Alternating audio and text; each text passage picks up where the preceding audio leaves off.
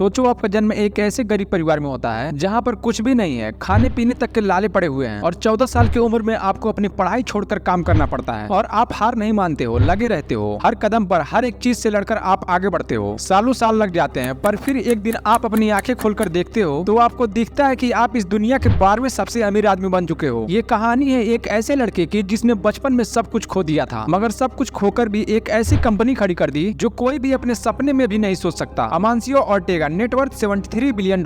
ये कहानी है इस दुनिया के सबसे बड़े फास्ट फैशन ब्रांड जारा की। पता है आज कस्टमर जारा के इतने बड़े दीवाने हैं कि एक साल में एक कस्टमर ऑन एन एवरेज 17 बार जारा का स्टोर विजिट करता है, और वो भी तब जब जारा अपनी एक भी रुपया मार्केटिंग के ऊपर खर्च नहीं करती है। और बिना ये करे भी जारा ने पिछले साल 3,60,000 करोड़ के कपड़े बेचे हैं। फास्ट फैशन की दुनिया में जारा सबसे बड़ी प्रॉफिटेबल कंपनी है। जहाँ पर H&M जैसे ब्रांड की प्रॉफिटेबिलिटी केवल 6% की है, वहाँ पर जारा की प्रॉफिटेबिलिटी है 13%। आज जारा हर 1 से 2 हफ्ते के अंदर एक नए कपड़े की कलेक्शन लॉन्च करता है, जो कि लॉन्च होने के अगले 15 दिन के अंदर अंदर आउट ऑफ स्टॉक भी हो जाता है। और सबसे मजेदार बात तो यह है कि जारा जो भी कपड़े बेचती है उनकी क्वालिटी भी प्रीमियम नहीं होती है, मगर तब भी इतना महंगा बिकता है। कभी सोचा है क्यों? आखिर एक 14 साल का डिलीवरी बॉय ऐसा क्या करता है कि आज उसकी बनाई कंपनी पूरी फास्ट फैशन इंडस्ट्री के ऊपर राज कर रही है? और सबसे जरूरी बात, वो कौन सी पावरफुल बिजनेस स्ट्रेटजी है जो हम लोग जारा से सीख कर अपने बिजनेस के अंदर इम्प्लीमेंट कर सकते हैं?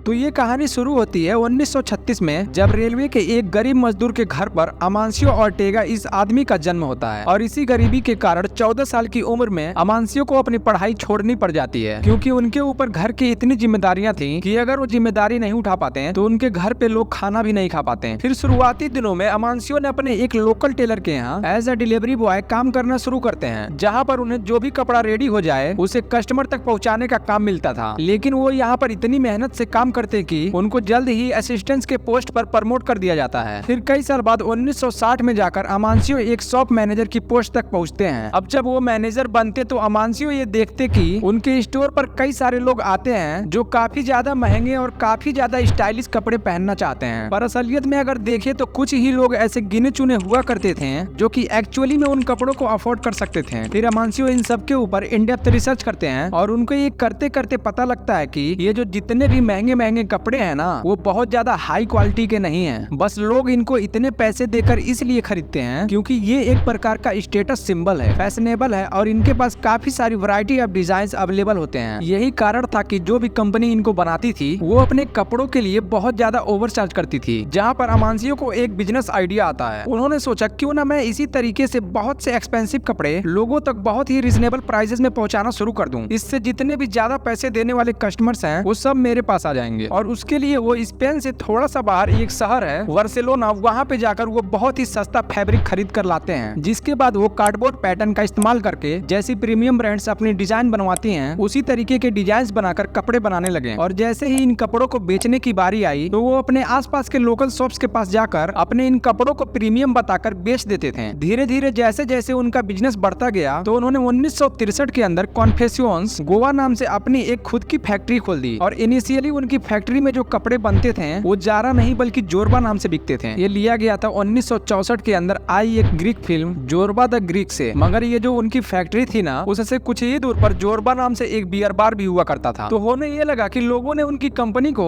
बियर बार से लिंक करना शुरू कर दिया, इसलिए अमांसियो ने अपने ब्रांड का जो नाम है वो जोरबा से बदलकर जारा कर दिया। अब लगभग 12 सालों तक ये लोग ऐसे ही कपड़े बना रहे थे। मगर साल 1975 में जाकर अमांसियो ऑर्टेगा और उनकी वाइफ रोजालिया मेरा, ये दोनों लोग मिलकर अपना जारा का पहला स्टोर ओपन करते हैं। और ये ही वो जगह थी जहां से जारा ने मैन्युफैक्चरिंग से हटकर रिटेल बिजनेस के अंदर अपनी एंट्री करी थी, जिससे 10 सालों के अंदर जारा स्पेन के बड़े बड़े शहरों के अंदर 9 स्टोर्स ओपन करता है। अब धीरे धीरे ना लोग स्पेन के अंदर जारा को एक ऐसा ब्रांड मानने लगे थे जो कि काफी हाई एंड कपड़े बनाता है, बट उनको एक बहुत ही मिड साइज रेंज में बेचता है। जिसके बाद ये लोग जारा को बाकी कंट्रीज के अंदर एक्सपेंड करना शुरू करते हैं। फिर साल 1985 में जाकर अमांसियो इंडी इंडीटेक्स नाम की एक होल्डिंग कंपनी खोलते हैं और आज ये कंपनी जारा के अलावा और भी बड़े बड़े ब्रांड्स जैसे जो पुल एंड बियर, बग्स, स्ट्रेडिवेरियस, ओएसओ और जारा ओम जैसे लग्जूरियस ब्रांड को वर्ल्ड वाइड कंट्रोल करती है। अब साल आ चुका था 1989 और जारा के अकेले स्पेन के अंदर ही 100 से ज्यादा स्टोर्स हो चुके थे। साथ ही साथ 1990 तक जारा ने स्पेन के बाकी पड़ोसी देश जैसे कि फ्रांस, पोर्टुगल में भी एंट्री ले ली थी, जिसके बाद अमेरिका, मैक्सिको, इन सारी कंट्रीज में ये लोग जाते गए और साल 2010 में जाकर जारा फाइनली एशियन कॉन्टिनेंट के अंदर अपनी एंट्री करती है। और आज अगर आप देखेंगे तो जारा अकेले अपनी पेरेंट कंपनी इंडीटेक्स का 66% रेवेन्यू बनाती है। मगर सवाल ये है कि इतना सारा कुछ इतने कम टाइम में कैसे हो पाया? जारा ने ऐसा क्या अलग किया जो बाकी ब्रांड्स नहीं कर पा रहे हैं? तो देखिए, इस चीज का जवाब छुपा हुआ है जारा के बिजनेस मॉडल कैनवस के अंदर। अब देखो ये पूरी चीज काम कैसे करती है, इसको जरा डिटेल में समझते हैं। तो जारा का जो बिजनेस मॉडल कैनवस है वो मेनली 3 पिलर्स के ऊपर खड़ा हुआ है, जिसमें जो पहला पिलर्स है वो है फास्ट फैशन। फास्ट फैशन का मतलब होता है कि जैसे ही कोई नया ट्रेंड आए उसके हिसाब से डिजाइन बनाओ, बहुत सारे डिजाइन, बहुत फटाफट से बनाओ, चाहे क्वालिटी में थोड़ा बहुत कंप्रोमाइज भी करना पड़े, लेकिन जल्दी से जल्दी बनाओ। और आपका जो प्रोडक्ट है वो सबसे पहले तैयार होकर कस्टमर के हाथ तक पहुंचना चाहिए। आज पूरी दुनिया जारा को फास्ट फैशन इंडस्ट्री का फादर मानती है। अब ऐसा इसलिए क्योंकि जारा ये कंपनी है जिसने फास्ट फैशन नाम के कंसेप्ट को जन्म दिया और आज तक कोई भी ऐसी कंपनी नहीं हुई जो जारा को इस गेम में हरा पाई। आज जारा का एक प्रोडक्ट डिजाइन होने से लेकर स्टोर में कस्टमर के हाथ में पहुंचने तक ये पूरी चीज होने में सिर्फ 1 हफ्ता लगता है, लेकिन वहीं पर इंडस्ट्री में जो बाकी कंपनीज हैं उनको ये करने में 6 महीने लग जाते हैं। पर इससे आखिर फर्क क्या पड़ता है? तो देखिए, जहाँ पर जारा अपने इस मॉडल का इस्तेमाल करके एक साल में 12,000 से भी ज्यादा डिजाइन डिलीवर करती है, पूरे साल में केवल 2 से 4,000 नई डिजाइन बना पाती है। अब 18 साल की उम्र से लेकर 34 साल की उम्र की ये जो यंग जनरेशन है उनको ये चीज बहुत ज्यादा एक्साइट करती है, स्पेशली फीमेल्स को। इनफैक्ट जारा की जो 70% कस्टमर्स हैं वो फीमेल्स हैं। मेन तो हार्डली जारा में जाकर शॉपिंग करते हैं, पर ऐसा क्यों है? लड़कों को भी तो कपड़ों का शौक होता है, हम भी शॉपिंग करते हैं, तो फिर आखिर नंबर्स में इतना बड़ा डिफरेंस क्यों है? तो देखो, अब अगर आप एक लड़के हो तो एक बारी जरा याद करने की कोशिश करो कि पिछली बार ऐसा कब हुआ था कि आप अपने लड़के के ग्रुप में बैठे हो और आप लोगों ने कपड़ों को लेकर कोई बात करी हो, कपड़ों को लेकर आपस में एक दूसरे को शो ऑफ किया हो। मुझे अपना पता है, तो मैंने तो अपने साथ कभी भी होते हुए नहीं देखा, लेकिन यहीं पर जो लड़कियों का ग्रुप होता है उस ग्रुप में आप अक्सर देखना कि कपड़ों की बात बहुत ज्यादा होती है। इनफैक्ट ऐसा बहुत कम होता है कि लड़कियों का कोई ग्रुप बैठा हो और वहाँ पर कपड़ों की बात ना हो। पता है इसका क्यों जवाब है? इंस्ट्रूमेंट ऑफ स्टेटस लड़कों के लिए उतना नहीं होता, लेकिन जो लड़कियां है ना उनके लिए उनके जो कपड़े हैं वो एक उनका स्टेटस शोकेस करने का टूल होता है। अब यहाँ पर स्टेटस का मतलब अमीरी या गरीबी से नहीं है, बल्कि यहाँ पर इस चीज का मतलब है कि आखिर मेरे पर्सनालिटी कैसी है। हम सभी यंगस्टर ना अपने फ्रेंड सर्कल में लोगों से थोड़ा हटकर दिखना चाहते हैं और हमेशा अपने आप को जितना मॉडर्न हो सकता है, जितना अपडेटेड हो सकता है, इस तरीके के दिखावा पसंद करते हैं। अब जब भी लोग जारा के स्टोर में जाते हैं तो वहाँ पर लोगों को ना बहुत ही नए नए, बहुत ही अलग अलग तरीकों के डिजाइन मिलते हैं। अब यहाँ पर स्पेशलिटी ये है कि ये जो डिजाइन लोगों को दिख रहे हैं वो मार्केट में बस कुछ ही वक्त के लिए आए हैं, और ये चीज ना लोगों के दिमाग में एक इमेज क्रिएट करती है कि अगर मेरे पास ये कपड़े होंगे तो मैं ऑटोमेटिक बाकी सब लोगों से अलग हो जाऊंगा, क्योंकि सबके पास ये डिजाइन नहीं है और कुछ वक्त बाद तो ये डिजाइन मार्केट में मिलेगा ही नहीं। अब देखो जारा इस चीज का फायदा कैसे उठाती है। ये लोग ना बहुत सारी डिजाइन निकालते हैं जिसको देखकर अक्सर ज्यादातर कस्टमर ओवर बाय कर लेते हैं, क्योंकि उन सबको ये फील होता है कि अगर ये डिजाइन अभी नहीं खरीदा तो बाद में मिलेगा ही नहीं। अब ऐसा इसलिए क्योंकि जारा ऑलमोस्ट हर 1 से 2 हफ्ते के अंदर अपने स्टोर का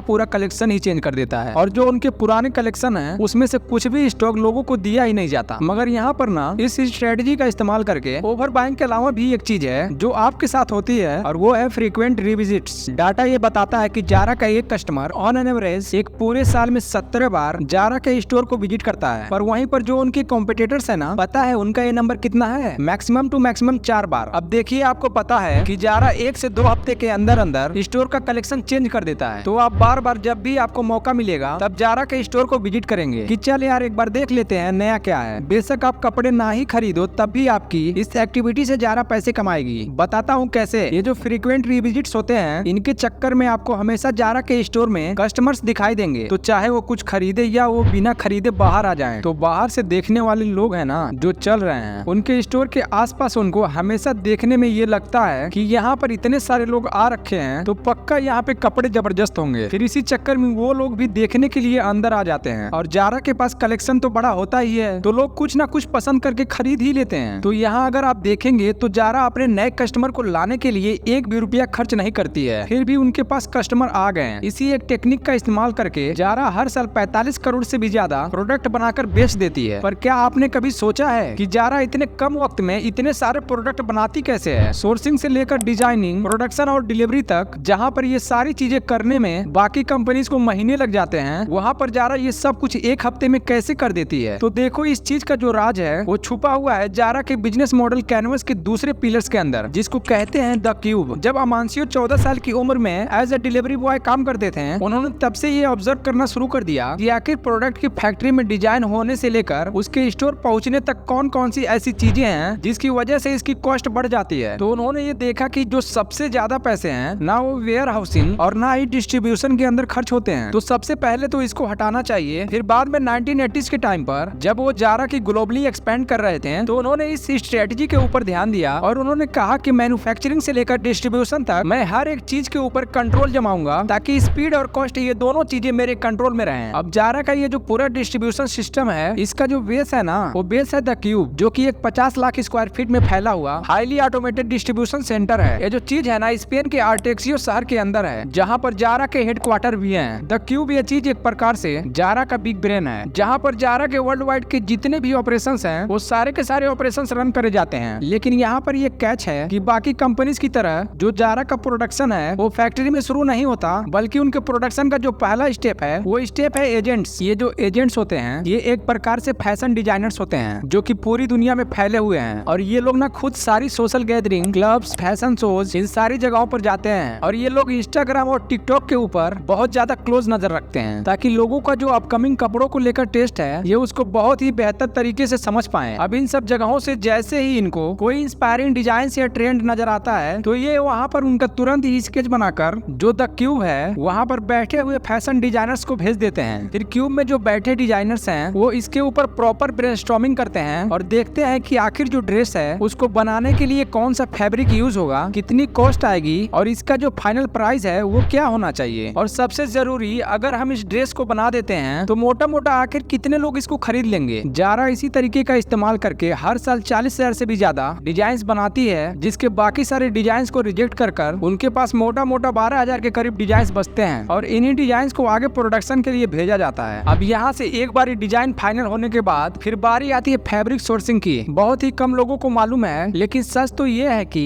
जारा पूरे साल के अंदर 4 से 5 तरीके के फैब्रिक का इस्तेमाल करता है, पर इन फैब्रिक की जो परचेस क्वांटिटी होती है वो क्वांटिटी बहुत ज्यादा होती है। अब ऐसा करने का फायदा ये होता है, जब इतनी क्वांटिटी में परचेस होता है तो सप्लायर से ये सारा का सारा फैब्रिक बहुत सस्ते में मिल जाता है और प्रोडक्शन की कॉस्ट काफी ज्यादा कम हो जाती है। मगर यहाँ पे भी एक ट्विस्ट है, ये जो फैब्रिक सोर्स करते हैं ये ना तो बहुत ज्यादा हाई क्वालिटी का होता है और ना ही कभी बहुत ही लो क्वालिटी का होता है। ये हमेशा आपको मिलेगा मीडियम क्वालिटी का, क्योंकि जारा अपने कस्टमर को बहुत ही अच्छे से समझते हैं। जारा को समझ में आता है ना, उसके जो कस्टमर्स है ना उनको 1-2 साल तक चलने वाले कपड़े नहीं चाहिए, बल्कि उनको एक ऐसा कपड़ा चाहिए जिसको 10 से 15-12 आराम से वो वॉश करके पहन सके, एक सीजन तक चला लें और उसके बाद उसको डिस्कार्ड कर दें। पर अब आप सोच रहे होंगे कि अगर जारा मीडियम क्वालिटी का फैब्रिक यूज करती है, मैन्युफैक्चरिंग में भी पैसे बचाती है, तो आखिर ये कंपनी इंडिया में इतने महंगे कपड़े क्यों बेचती है। तो देखो, इसका जो रीजन है वो आगे आपको पता चल जाएगा। अब ये जो फैब्रिक कंपनीज अपने कपड़ों में इस्तेमाल करती हैं, इस फैब्रिक को मेनली इटली, स्पेन, पोर्चुगल और ग्रीस जैसे शहरों से सोर्स किया जाता है, क्योंकि इन देशों में ये फैब्रिक सस्ता मिलता है और फिर वहाँ से ये फैब्रिक पहुँचता है द क्यूब के पास, जिसके बाद आगे इस फैब्रिक की कटिंग और स्टिचिंग करने के लिए जारा के पास 11 क्लॉथ फैक्ट्रीज हैं। अब ये जो जितनी भी फैक्ट्रीज हैं, सारी फैक्ट्री जो जारा का क्यूब है उस क्यूब से 16 किलोमीटर की रेडियस के अंदर ही लोकेटेड है और सब की सब फैक्ट्रीज इस क्यूब से अंडरग्राउंड टनल के थ्रू, मोनोरेल के थ्रू कनेक्टेड है। तो जैसे ही क्यूब के पास फैब्रिक आता है, वहाँ से ये फैब्रिक मोनोरेल के थ्रू फैक्ट्रीज में भेज दिया जाता है और फैक्ट्रीज में जैसे ही फाइनल प्रोडक्ट बनकर तैयार होता है तो वहाँ से वापस मोनोरेल के थ्रू द क्यूब में पहुँचा दिया जाता है। अब ये सब कुछ होने के बाद इन सारे के सारे प्रोडक्ट्स को जारा की जारागोजा नाम के लॉजिस्टिक सेंटर के अंदर भेज देते हैं और ये जो लॉजिस्टिक सेंटर है ये एकदम स्पेन के सेंटर में लोकेटेड है। एंड एक बार ये प्रोडक्ट यहाँ पर पहुँच गया, उसके बाद ट्रक और प्लेन्स के थ्रू इसको दुनिया भर के सारे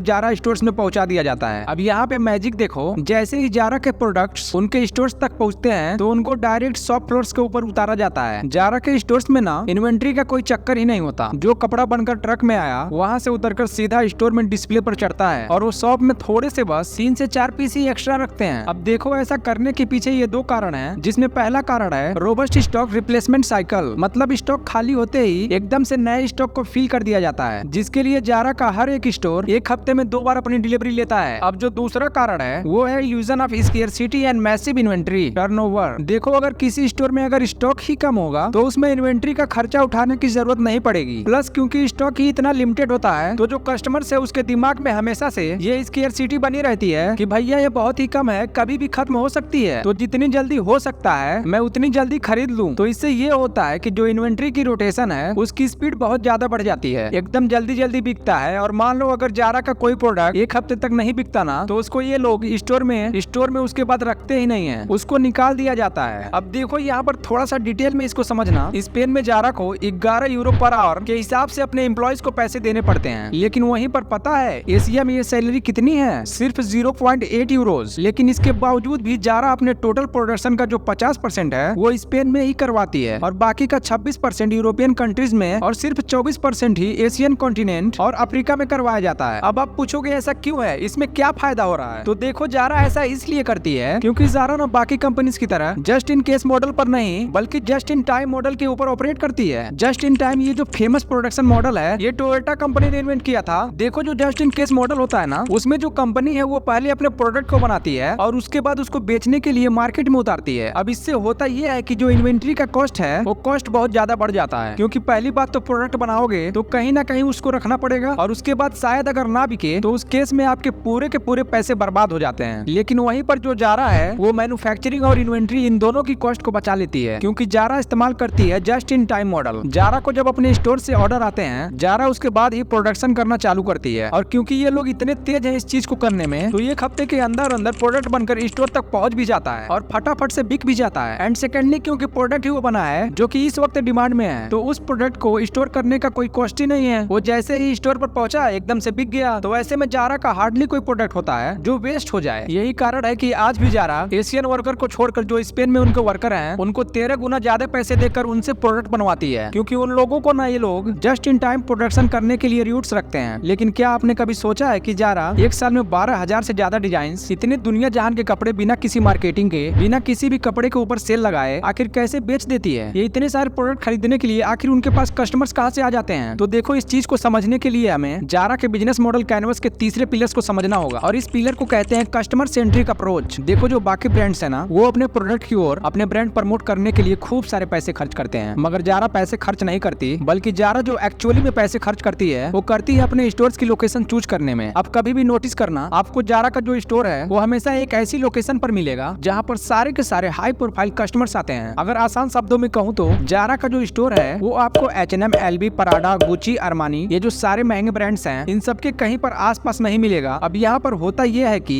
जारा को अमीर कस्टमर्स जो बाकी ब्रांड ऐड दिखा दिखा कर अपने पास लेकर आए हैं उन सबका एक्सेस मिल जाता है और बाकी का जो काम है वो जारा का स्टोर खुद कर देता है। आप जारा के स्टोर को बहुत ही क्लोजली देखना, आपको हमेशा दिखेगा कि जारा के जो स्टोर के इंटीरियर्स और एक्सटीरियर्स हैं ये दोनों के दोनों बहुत ही ज्यादा लग्जरी स्टाइल में डिजाइन करे जाते हैं, ठीक एकदम वैसे ही जैसे बाकी लग्जूरियस ब्रांड अपने स्टोर्स को बनाते हैं। मतलब कि कपड़े प्रीमियम हो ना हो, लेकिन जो स्टोर है ना वो बहुत ही ज्यादा प्रीमियम दिखना चाहिए, जिससे होता ये है कि बाहर जो अमीर कस्टमर्स घूम रहे हैं उनको देखकर ऐसा लगता है कि ये जो ब्रांड है ये भी बाकी ब्रांड की तरह ही एक बहुत ही प्रीमियम ब्रांड है। पर एक मिनट, ये जो स्टोर वाली चीज है इससे आखिर बिजनेस पर क्या फर्क पड़ता है? तो चलो इसको एक एग्जांपल से समझते हैं। मान लीजिए राज नाम का एक कस्टमर है जो कि आज H&M में शॉपिंग करने के लिए गया है। अब यहाँ पर राज जब H&M में जा रहा होता है तो उसको पास में जारा का स्टोर भी दिखता है और उसको स्टोर देखकर ऐसा लगता है ये स्टोर भी काफी ज्यादा लग्जूरियस है, प्लस वहाँ पर अच्छे अच्छे डिजाइन भी रखे हैं। चलो एक बार जाके देख लेता हूँ, क्योंकि जारा ने इंडिया में बैठे बैठे अपने एजेंट्स और डिजाइनर्स की मदद से और जो डाटा स्टोर पे कलेक्ट होता है उसकी मदद से बहुत ही पहले ये पता लगा लिया था कि आखिर कस्टमर्स को कैसे डिजाइन पसंद आएंगे, तो उन्होंने उसी तरीके के डिजाइन अपने स्टोर में रखे हैं। अब इससे होता यह है कि ग्राहक जब जारा के स्टोर में जाता है तो उसको वहाँ पे डिजाइन अच्छे लगने लगते हैं। नाउ समझने की कोशिश करो, जो राज है ऑलरेडी एक हाई प्रोफाइल कस्टमर है जो पहले से ही मन बना के आया था कि मैं 10,000 की शॉपिंग करूंगा ही करूंगा, और वो ये सेम माइंडसेट लेकर जारा के स्टोर में जाता है। पर वो जारा में जाकर देखता है मैं जो दिमाग में सोच के आया था ये प्रोडक्ट उससे काफी सस्ता है, तो फटाफट से उस प्रोडक्ट को खरीद लेता है। देखो, समझने की कोशिश करो, अगर आज राज ने 6,000 रुपए की जारा की जैकेट खरीद ली है तो हो सकता है कि वो चीज देखकर आपको और मेरे को थोड़ा सा महंगा लगे, लेकिन एक्चुअली में राज 10,000 रुपए खर्चा करने ही आया था, तो उसके लिए जब वो 6,000 में जैकेट लेकर जा रहा है तो ये एक बहुत ही अच्छा सौदा है। और इसी स्ट्रेटजी का इस्तेमाल करके ना जारा इतने सालों से ये 2 फायदे उठा रही है, जिसमें पहला फायदा तो ये है कि बिना कोई मार्केटिंग करे कस्टमर्स मिल जाते हैं, और दूसरा दूसरा फायदा है नो डिस्काउंट, कभी डिस्काउंट नहीं देना पड़ता। देखो फैशन इंडस्ट्री के अंदर ना जो प्रोडक्ट है उस पर कितना डिस्काउंट देना पड़ रहा है वो डिमांड नहीं करता है कि उसकी डिमांड के ऊपर। अगर उस प्रोडक्ट की डिमांड गिर जाती है तो सारे के सारे स्टोर्स में उस प्रोडक्ट के ऊपर बहुत ज्यादा ऑफ दे दिया जाता। लेकिन जारा खुद को मार्केट में इसी तरीके से पोजीशन करती है कि लोग खुशी खुशी बिना किसी डिस्काउंट के भी प्रोडक्ट लेकर चले जाते हैं। सेम उसी तरीके से जैसे राज लेकर गया। जारा आज की डेट में अपने 85% प्रोडक्ट को फुल प्राइस में बेचती है। वहीं पर जो जारा के कॉम्पिटिटर्स हैं पता है वो कितना बेच पाते हैं? सिर्फ 42 से 50% प्रोडक्ट्स, मतलब कि बाकी प्रोडक्ट्स पर उनको कुछ ना कुछ डिस्काउंट देना ही पड़ता है। और ये करने के बाद भी जारा का जो एनुअल स्टॉक है उसका सिर्फ 10% ही ऐसा होता है जो अनसोल्ड रह जाता है, बाकी सब बिक जाता है। वहीं पर जारा के जो कॉम्पिटिटर्स हैं उनके केस में ये नंबर 20 to 45% है। इसलिए आज इतने सालों बाद भी ना ये कंपनी फास्ट फैशन इंडस्ट्री के ऊपर राज कर पा रही है। ऐसे ही किसी और कंपनी के बारे में डिटेल्स में जानना चाहते हैं तो हमें कमेंट बॉक्स में कमेंट करें।